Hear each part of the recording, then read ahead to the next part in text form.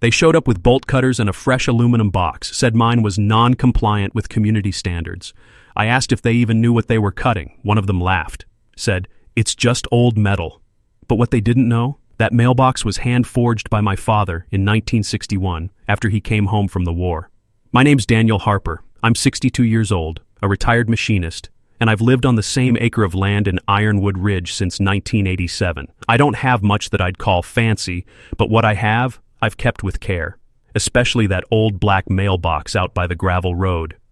It's not just where I get bills and birthday cards, it's the first thing my father ever made with his own hands after he came back from Vietnam. He taught shop for 30 years after that, raised me and my brothers on a welder's salary. Every curve in that metal, every rivet and hinge was shaped in the fire he built with discipline and grit. It's not decorative, it's not regulation, but it's a reminder of him, of where I come from.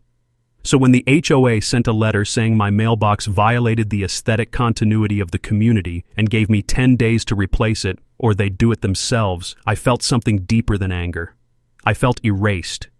And if you've ever had to fight for something small that meant everything to you, stick with me, because what started with a mailbox turned into something much bigger.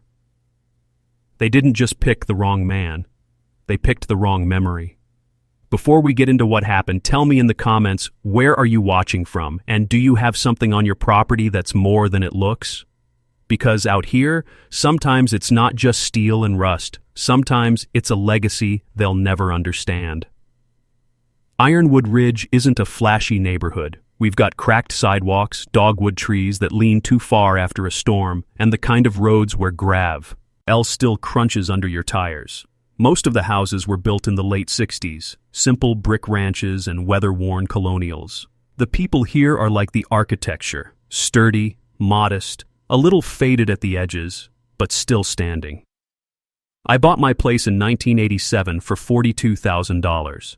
It was the last house on the street with no sidewalk out front and no fence around the backyard. Just an old live oak, a wood pile, and a shed I built myself with leftover siding and recycled barn doors. For 30 years, not a single soul cared what kind of mailbox I had or how tall the grass grew. We all waved from our porches. We helped each other unload drywall or dig out stumps.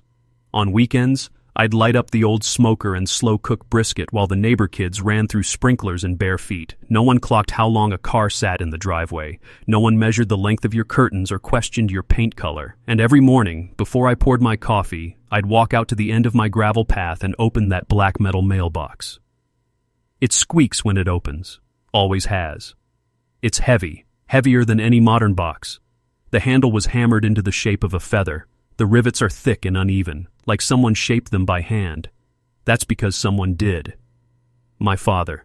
He forged it in 1961 out of old surplus steel he brought back from the base. He didn't believe in wasting a single scrap. He shaped it with a hammer and a torch on a cool spring morning, the smell of oak burning behind him, just 2 years after he'd come back from the war. I was born that summer. He mounted it on a cedar post with iron braces and told me, "You take care of this, and it'll last longer than both of us." And it has. That mailbox is part of my rhythm. I polish it once a month, oil the hinges, repaint the base when it chips. It's got character. It leans a little to the right because the cedar post swells in two. He rain, but it's never rusted through, never failed, not once. When my wife was alive, she'd clip wildflowers and tuck them behind the flag. She said it made the postman smile.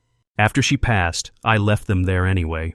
The neighborhood started changing about 5 years ago. New folks moved in, younger families with kids and shiny SUVs. Nothing wrong with that, not at all. Everyone's got to live somewhere. But with them came something else. Pressure. Little things at first. A friendly reminder that trash bins weren't to be left visible from the street. A neighbor who mentioned casually that my shed might not be up to code.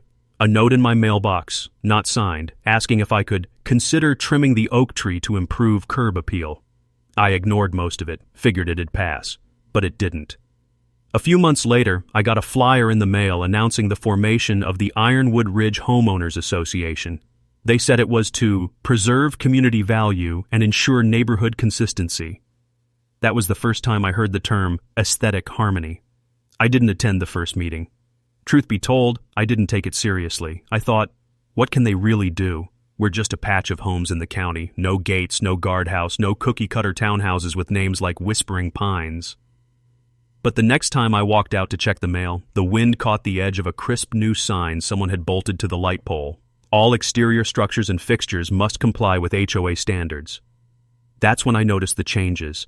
The blue house down the street suddenly turned beige. Plastic mailboxes started popping up in rows, shiny, hollow things that wobbled when the wind blew. Vinyl fences where wood had once stood, the kind of uniformity that looks tidy but has no soul. I still didn't do anything. I figured if I stayed quiet, they'd leave me be. I was wrong. They stopped waving as much. One couple who used to walk their dog past my yard started crossing the street instead. I noticed a few men in collared shirts and clipboards walking the block, snapping pictures and jotting notes. They didn't knock, didn't introduce themselves, just walked slow and stared too long. Then came the letter.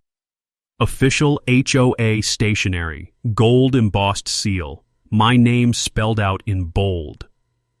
Dear Mr. Harper, your current mailbox structure is non-compliant with Ironwood Ridge Community Guidelines. Please remove and replace with an HOA-approved design within 10 business days to avoid penalties. That was it.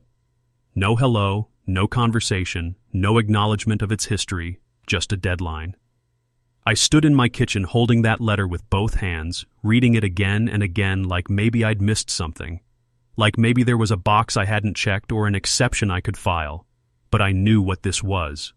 It wasn't about the mailbox. It was about control. I stepped outside, walked down to that post, and ran my hand along the iron feather. The welds were still smooth, the paint still dark. It had stood through storms, hail, and 3 decades of Texas sun. And now, apparently, it stood in violation. That's when I made a decision. This wasn't just a fixture. It was a piece of family, a symbol, a relic of craftsmanship, of memory, of permanence in a world where things are built cheap and thrown away fast. If they wanted to take it down, they were going to have to try. I was still standing by the mailbox when I heard the crunch of soft footsteps behind me. Rubber soles on gravel, too light to be a delivery truck, too slow to be coincidence. I turned.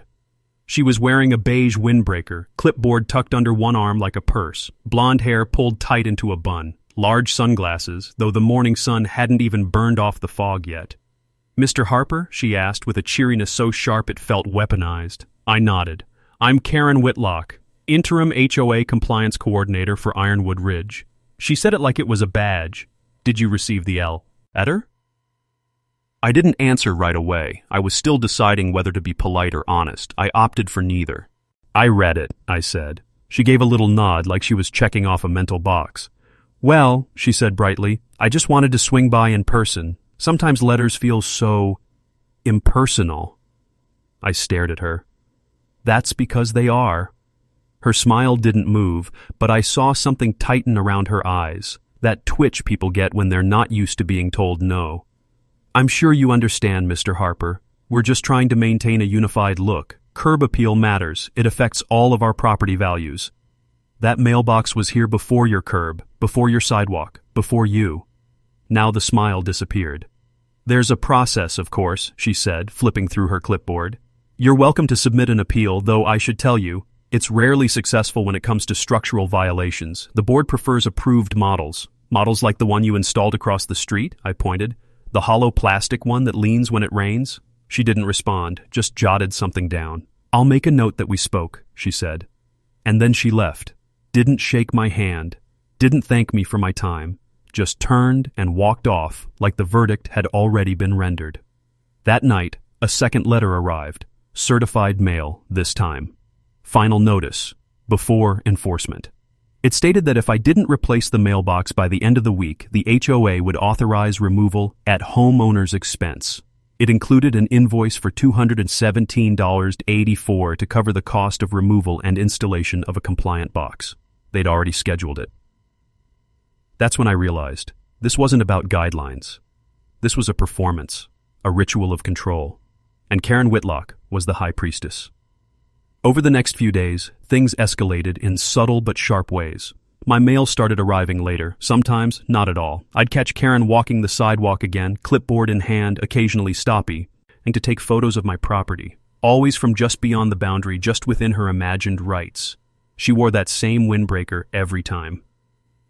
One morning, I found a small orange flag stuck in the ground next to the mailbox post. It had a number written in marker, 0421, and a pink ribbon wrapped around it. Utilities, I assumed, prepping for excavation. They weren't even waiting. I knocked on the neighbor's door to ask if they'd gotten any notices. No, the woman said. But Karen said you were being resistant. Resistant? She said you were being difficult with the board, that you'd had warnings. Warnings. I hadn't raised my voice, hadn't threatened, hadn't even appealed.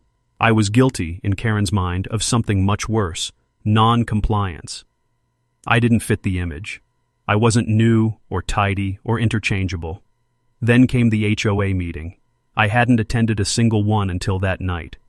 I showed up 5 minutes early in jeans and a denim jacket, with my father's welding gloves folded in my pocket. They didn't match the dress code, but they matched the fight. The meeting was held in the Ironwood Ridge Community Hall, really just a repurposed garage with laminate floors and plastic chairs. Karen was already there, front and center, flanked by 2 other board members who looked like they hadn't spoken a word that wasn't first whispered by her. I took a seat in the back. The agenda was projected on a whiteboard. Buried between Easter lawn contest and pothole repairs was this: 7.3 Legacy Fixtures Compliance Enforcement Discussion. Karen cleared her throat like she was about to announce a new law. As you all know, we've made great strides in bringing Ironwood Ridge into alignment with modern standards. However, we still have a few lingering elements that conflict with our updated visual guidelines. She didn't look at me, but she didn't have to. Take, for example, the mailbox at 4108 Ridgeway. While we all appreciate tradition, safety, and harmony must come first. She clicked a remote, and my mailbox appeared on the screen behind her. A photo, taken from the curb, angled to catch its lean in shadow. It's non-standard. It has exposed metal. It could present a hazard in case of vehicular contact. Someone actually laughed. Vehicular contact? I said, standing up. Every head turned. That box has been there longer than most of you have lived here, I said. It's not a hazard. It's a memory. It was hand-forged by a veteran. It's solid steel. You're calling it dangerous because it doesn't match a catalog. Karen kept her smile, but her eyes went flat. Mr. Harper, we understand your attachment, but we have a duty to the community. No, I said, you have a duty to yourselves, to your idea of order. I pulled the welding gloves from my pocket. My father made that box with these gloves. When he could barely hold a torch steady from the tremors, he said it would outlast us both. You think a molded plastic replacement is an upgrade? Karen took a breath. The room was still. One of the board members shifted awkwardly in his chair. We'll take your concerns under advisement, she said, but I could see it in her face. She wasn't backing down. Not yet. The next morning, I woke to the sound of metal on metal. I rushed outside. 2 men in safety vests were standing at my mailbox with power tools, a white plastic replacement sitting nearby on the curb like a ghost. Karen stood a few feet away, arms folded. I told you, she said calmly. You had your chance. I stepped between the workers and the box. You lay one hand on this post, I said, and we're going to court. This isn't just a mailbox, it's protected. She raised an eyebrow. Protected by what? And that's when I told her, not angrily, not loudly, just the truth. By history, by precedent, and by law. Karen didn't flinch when I said the word law. She didn't argue. She didn't try to reason with me. She just raised her eyebrows, gave the faintest sigh, and turned to the 2 men with power tools. Not today, she said flatly. We'll revisit it. Then she walked away. No apology, no explanation, just quiet retreat, the kind that feels less like surrender and more like regrouping. That's when I knew this wasn't over. It was just beginning. 3 days later, a letter showed up in my mailbox. No return address, no postage, just a plain white envelope slipped inside like someone had hand-delivered it. Inside was a typed note, printed in bold. You're embarrassing yourself. Let it go. No signature, no hint of who sent it, just those 6 words, and a smudge of something that looked like printer toner on the corner. I held it for a long time, turning it over in my hand. It wasn't threatening, not exactly, but it was cold, purposeful, a message meant to poke a bruise. You're alone, you're the problem. I didn't say anything at first, Didn't call the police or post about it online. I didn't want to give them the satisfaction of a reaction. But the next day, another envelope appeared. This one said, "It's just a mailbox. What kind of man fights over a mailbox?" That one made me angry, not because of what it said, but because of what it assumed. That something hand-forged by my father in 1961 was just an object, that heritage could be filed under miscellaneous decor. That same week, I got a notice from the HOA stating my shed roof did not meet contemporary fire safety code, and that my garden hose was stored improperly in public view. I laughed out loud at that one, but the list kept growing. Suddenly, I was in violation of unpainted eaves. My eaves are cedar, raw by design. Failure to edge grass along property line. Fence boards showing discoloration, which is what happens when wood ages. Each one came with a fine. First $25, then $50, then $75. I wasn't just being targeted, I was being buried in paperwork. I went to speak to my neighbor, Tom, a high school history teacher who'd lived in the Ridge almost as long as I had. He met me at his fence with a look I hadn't seen on him before, nervous, like he'd been waiting for the knock. "They came by last week," he said quietly, "asked if I thought your shed was structurally sound, asked if your mailbox had ever caused issues with delivery." "And what did you say?" "I said I've gotten birthday cards from your mailbox for 20 years, that it never missed a day, but Karen took notes anyway." He glanced back toward his house. "I shouldn't be talking," he said. "They're keeping track." "Of what? Who sides with who?" 2 nights later, I caught someone parked across the street, engine running, lights off. I stepped outside and stood still under the porch light, just watching. After a few seconds, the engine roared and they drove off. No plates I recognized. Then came the garbage complaint. I'd taken out my trash a few hours early. The next morning, I got a citation for early bin placement and a warning that further violations would result in removal of pickup privileges. It was petty, deliberate, and effective. Neighbors stopped making eye contact. A woman I used to bring tomatoes to in the summer suddenly avoided my wave. Kids I used to help with school projects were no longer allowed past my sidewalk. The isolation wasn't loud, but it was surgical.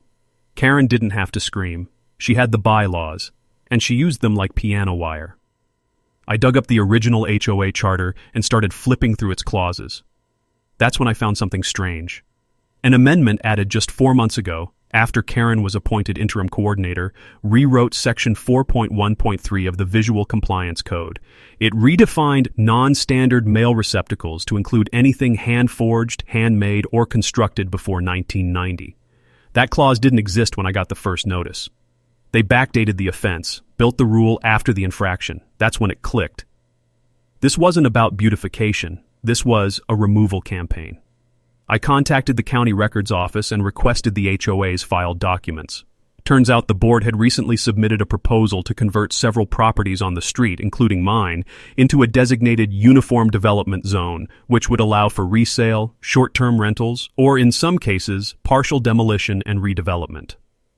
Buried in the proposal was a line about replacing outdated rural features to maximize resale potential. Outdated features like an old shed, an oak tree, a hand-forged mailbox. Karen wasn't enforcing policy. She was clearing the board, getting rid of the homes that didn't fit the new image, applying pressure until we either conformed or left. The final straw came when I received a bill, not a fine, a bill, $842.36. For compliance inspection, code citation processing, and community visual integrity enforcement labor. They wanted me to pay for them harassing me. They even put a lien notice on the back of the invoice, small text, but it was there. If unpaid, it could be subject to property lien proceedings under Section 12.7 of the HOA agreement. That's when the fear set in, not rage, not even sadness, just that. The cold realization that someone was trying to make me disappear, financially, socially, historically, all over a mailbox. But I wasn't going to disappear, not quietly and not alone. Because what Karen didn't know, what none of them knew, was that I wasn't just a retired machinist with sentimental habits. I had connections, and I was just getting started. I stood in my living room, holding the invoice for $842.36, with the lien warning printed in tiny, smug font at the bottom. For a moment, I just listened, to the silence in the house, the faint hum of the refrigerator, the clock ticking slow and steady on the mantel. My wife's photo sat next to it. She'd hated injustice even more than I did. I folded the invoice slowly and slid it into a folder already full of HOA letters, violation notices, and anonymous notes. I labeled the folder in block letters, Evidence. And then I made a pot of coffee, sat at the dining room table, and opened a fresh notebook. Because if they were going to push me into a fight, I wasn't coming in blind. Let me tell you something about machinists. We don't forget details, we don't rush, and we don't throw away documentation. My father taught me that when I was 12, back when I was still too small to lift the acetylene tanks but just curious enough to get in his way. You measure twice, he used to say, but you write down everything. So that's what I did. I went through every HOA document I'd ever received and wrote down dates, names of signatories, phrasing patterns, postmarks, envelopes. Then I did the same for every anonymous letter. I noted font differences, ink variations, spacing inconsistencies, things most people wouldn't catch, but I had the eye for it. And then I did something Karen hadn't counted on. I got help. My niece Emily is a paralegal over in Austin, smart as a whip, good head for municipal code. She owed me a favor after I helped her rebuild her back porch 2 summers ago. I scanned everything and sent it over to her with one line, "Tell me where the cracks are." She called me the next day laughing. "You, Uncle Dan, you've got them wrapped in their own tape." Explain. They backdated citations, amended visual codes without a community vote, and sent 2 notices that violate procedural requirements for lien threats. You're not just in the clear, you've got grounds to file an injunction. "I'm not trying to sue anybody," I said. "I just want them to leave the mailbox alone." "Well," she said, "it might help to let them think you're ready to sue everybody." Next, I reached out to a friend of mine from my old machinist union, Mark Trujillo, now a regional rep with the Veterans Historic Property Alliance. I remembered him telling me years ago that hand-forged structures built by veterans might qualify for state recognition, especially if they're over 50 years old and still structurally sound. I told him about the mailbox, about the history, about my dad. He asked for photos, dimensions, even the original hammer if I had it. I did. I sent him a picture of the welding gloves, still creased at the fingertips, stiff with age, but unmistakably used. A week later, he called me back. "You're not going to believe this," he said. "Your father's signature. It's been recorded before. We found a match in the Veteran Artisan Registry from a 1962 community project in El Paso. His work was cataloged." I sat there stunned. "We can file a petition for legacy object designation under the Texas Preservation Code," he continued. "If approved, that mailbox becomes a protected veteran artifact." "Which means," I asked, "which means the HOA couldn't remove it if they brought the National Guard." I didn't stop there. I filed a Freedom of Information request with the county zoning office.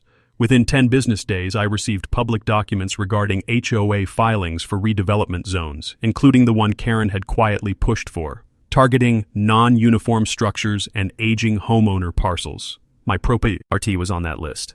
So was Tom's. So were 3 other longtime residents who'd also received violation flurries in recent months. And wouldn't you know it? All 5 of our properties bordered an open tract of land that had recently been rezoned as multi-use commercial residential, a prime target for developers. A few Google searches later, I found Karen's name listed as a consulting partner for a real estate group called Arbor Heights Solutions, LLC. I checked the Texas Business Registry. She had a minority stake. It all clicked into place. The fake violations, the anonymous letters, the pressure to upgrade or disappear. Karen wasn't preserving the community. She was flipping it. I put together a packet.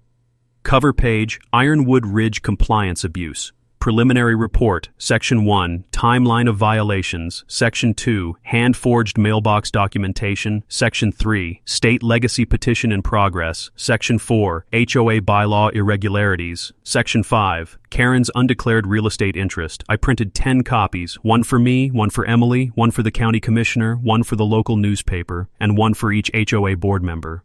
I didn't send them yet, but I wanted them ready. Just the act of compiling it, of turning anger into structure, gave me something I hadn't felt in weeks: control.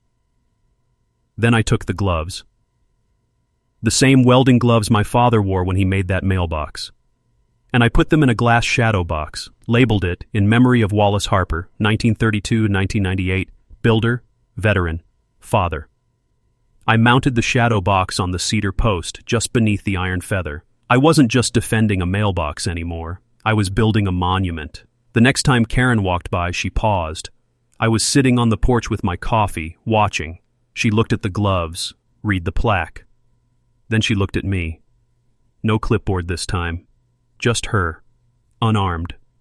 "You've been busy," she said. "I'm just getting so tarted." She nodded once, tight, controlled, but I saw the worry. Because now she knew. I wasn't just a cranky old man with rusted steel. I was someone who knew how to build, and how to document. The gloves stayed out on that post for 3 days. Each morning I'd sip my coffee and sit on the porch like always, watching cars slow as they passed. Some folks stared a little longer, some just kept driving. But word travels fast in a neighborhood that's been forced into silence, and Karen Whitlock had been operating too long without someone standing in her way. The shadows of what she'd done were starting to creep into the light. And I was done waiting. The next HOA meeting was set for the third Tuesday of the month. Same location, the Ironwood Ridge Community Hall. A humble space that tried to pretend it was neutral ground, but now it felt like a courtroom. And this time, I wasn't coming in alone. I called Tom. I called the 3 other longtime residents whose names had shown up on the redevelopment target list. I gave them copies of the report. I laid it all out. Dates, amendments, the new clause that had been slipped into the bylaws under everyone's nose, and Karen's business ties to Arbor Heights Solutions, LLC.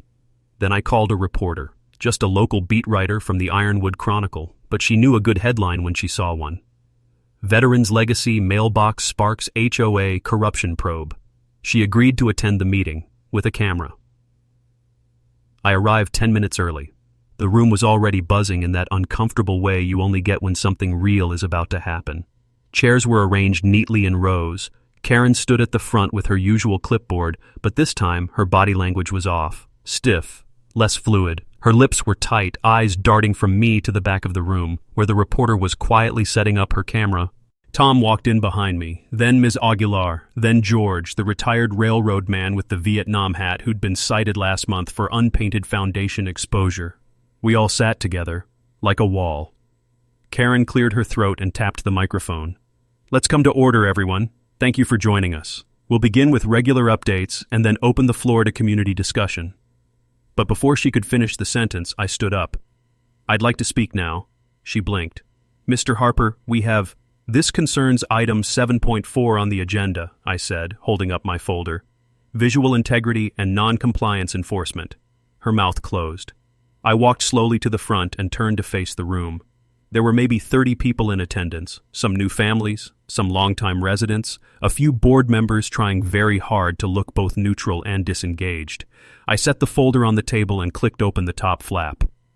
"My name is Daniel Harper. I've lived in Ironwood Ridge since 1987. You all know me, or at least my porch, my shed, and my mailbox. For the past 3 months, I've been the subject of escalating enforcement actions, citations, fines, and public shaming, all supposedly in the name of community standards." I held up the invoice. "Some of you saw the lien threats, some of you got your own." I turned to the board. "But what you might not know is that those actions weren't just biased, they were illegal." Karen shifted. I continued. "These violations were built on a foundation of amendments added to the HOA bylaws after I was already cited. That's retroactive enforcement, and it violates both our own charter and county HOA statutes." I opened the next section of the packet and held up the pages. "Here are the timestamps, the meeting minutes, the amendment filings." I let the room go quiet before I spoke again.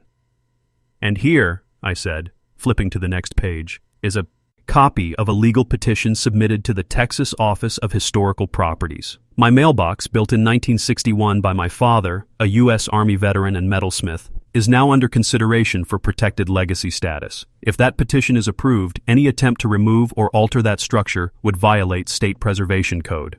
People murmured. I turned to Karen, whose eyes had gone hard now, lips drawn into a thin, defensive smile. "But maybe the most important page in this packet," I said, raising the final sheet, "is this one." It was a printout of the business license. Karen Whitlock is listed as a minority stakeholder in Arbor Heights Solutions LLC, a development group with active proposals to purchase and convert parts of Ironwood Ridge into commercial properties. The same Karen who authored the new bylaw amendments, the same Karen who issued the bulk of the non-compliance citations, the same Karen who conveniently targeted only the homes that sit along the tract marked for redevelopment. Gasps. Audible. I stepped aside, letting the full weight of the words settle over the room like a slow-moving storm. Karen opened her mouth to speak, but it was Tom who stood up first. "I was fined $150 for my wife's garden hose," he said. "They said it was a tripping hazard. No one's tripped on it in 20 years. Ms. Aguilar followed. "They told me to remove my wind chimes, said they were auditory disruption." Then George raised a folded letter. "They threatened to tow my truck. It's parked in my own damn driveway." The room began to murmur louder now, energy building, heads turning. I spoke once more. "I'm not asking for vengeance. I'm asking for accountability, for oversight, for the kind of neighborhood we used to be, before this board decided heritage was a problem to be erased." I handed the entire packet to the board secretary. "You'll find everything inside," I said. And I turned to Karen. She didn't speak. She just stared, glassy-eyed, pale. The board chair cleared his throat. "Effective immediately," he said, "we'll be suspending all enforcement actions pending a third-party review. And Ms. Whitlock, we will need to discuss a possible conflict of interest." The crowd applauded. Small at first, then stronger, and louder. After the meeting, people came up to shake my hand. Some apologized for staying quiet. Some just nodded, grateful that someone had finally said what they'd all been thinking. The reporter caught up to me in the parking lot. "Mr. Harper," she said, "anything you want to say for the article?" I looked back at the community hall, at the people gathered in clusters, talking like neighbors again, at the corner where the HOA's fear used to live, and I smiled. "You tell them," I said, "that Mailbox isn't going anywhere." The day after the meeting, Ironwood Ridge felt different. Not in any loud celebratory way. There were no banners or public announcements. No one knocked on my door with flowers or an apology pie. But still, something had shifted. I could feel it in the quiet. The silence that had once pressed down on my porch like a weight, it had lifted. Not all the way, but enough. Tom stopped by that afternoon. He brought 2 bottles of cold root beer and a pair of folding chairs. We sat under the oak tree and listened to the cicadas buzz in the heat. For the first time in weeks, he didn't glance nervously over his shoulder while we talked. "Feels like the spell's broken," he said. I nodded. "She pushed too far." "She forgot something," he added, tipping his bottle toward the mailbox. "That steel has more story than plastic ever will." Karen didn't show her face for the rest of that week. Word spread that she'd stepped down from her role pending a review.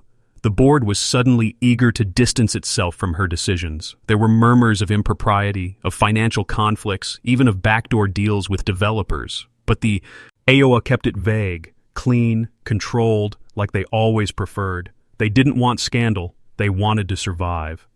The board issued a public letter, distributed door-to-door, stating that all existing legacy fixtures predating the HOA charter would be grandfathered in. No further liens, threats, or fines would be pursued without formal arbitration. Transparency and accountability would guide all future enforcement actions. They used words like restructure, restore trust, repair community ties. But the most important part? They put it in writing, and I kept a copy in the same folder where I'd kept the violations. I withdrew my historical preservation petition a few weeks later, not because it wasn't real, but because I didn't need it anymore. The recognition had already happened. Neighbors started talking to me again. Not everyone, not right away, but slowly, like deer venturing back into a clearing. Ms. Aguilar invited me to her grandson's graduation cookout. George asked if I could help him repaint his shutters, and 3 kids from down the block knocked on my door asking if they could touch the mailbox that beat the HOA. I told them only if they wiped their hands first. Tom and I started attending HOA meetings, not out of revenge, but responsibility. We formed a community heritage committee with a simple mission: to document and protect the handmade, hand-planted, and hand-built elements of Ironwood Ridge. We cataloged sheds, mailboxes, gardens, murals, even tree swings that had hung in place since the 70s. Every house, it turned out, had something that mattered to someone. That was the part Karen never understood. She thought harmony meant sameness. But real community? It comes from stories. One morning, I stood out at the mailbox with a can of flat black paint and touched up the scratches. The cedar post was starting to lean again, as it always did in the rainy season, so I braced it with an angled beam I carved myself. As I worked, a car pulled up slowly. It was a dark blue sedan, sleek, silent. The window rolled down. Karen. She looked older, or maybe just tired. The clipboard was gone, so was the windbreaker. We locked eyes for a second. She nodded once, then drove away. No words. But maybe that was enough. A month later, I received one last letter in the mail. No envelope, just a folded page tucked directly inside the box. I opened it carefully. You were right. I didn't see what it meant, but I do now. I hope it lasts another 50 years. K. I folded the note, placed it inside the shadow box behind my father's gloves, and closed the glass with a soft click. Life moved on. The mailbox stayed. It stood through another storm season, through pollen waves and fireworks and delivery trucks and morning paper tosses. The flag still worked, though I replaced the hinge myself with a salvaged copper pin from my dad's old shop. And the squeak when it opened? Still there. I never fixed it. It sounded like home. Ironwood Ridge has changed, yes, but now it's changing on its own terms. There are still disagreements, still rules, still lawn contests and parking squabbles and the occasional heated argument about fencing. But there's something we got back after that fight, something I think a lot of neighborhoods lose when they chase perfection. Memory. Every crooked mailbox, every paint-chipped porch swing, every wildflower garden and a half-broken barrel planter. They all matter. They all mean something to someone. That's what makes a place worth living in. Not conformity, not silence, but history that refuses to be erased. And me? I still check the mail every morning, still run my fingers over the metal, still feel the faint ridges in the feathered handle where my father's hammer struck 64 years ago. And every time I do, I remember, they tried to take it down. They came with tools, with wreaths, with bylaws printed in gold ink. But what they didn't count on was a man with a memory, a file folder full of truth, and a pair of worn leather gloves that still knew how to fight. Endline, CTA style. They tried to erase a mailbox, but what they lost was control. If you've ever had to stand your ground for something small that meant everything, drop a comment. Tell me your story, and don't forget to hit that subscribe button, because this isn't just about mailboxes, it's about legacy. Sometimes it's not about winning a war, it's about refusing to disappear quietly.